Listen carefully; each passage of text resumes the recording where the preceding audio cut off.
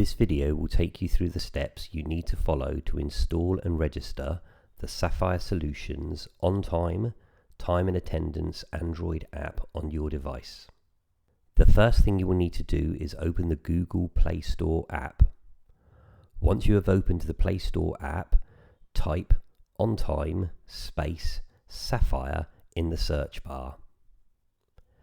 Select the app from the list and click the Install button. Once installed, click the Open button. The first time you open the app, you will need to select Allow against all of the permissions when prompted. Next, you will need to register your device. To complete the registration process, you must have an active internet connection. You will be automatically prompted to register your device. However, you can also tap the menu button in the bottom right of the screen and then tap the Register option. You will then be prompted to enter a 6-digit registration PIN.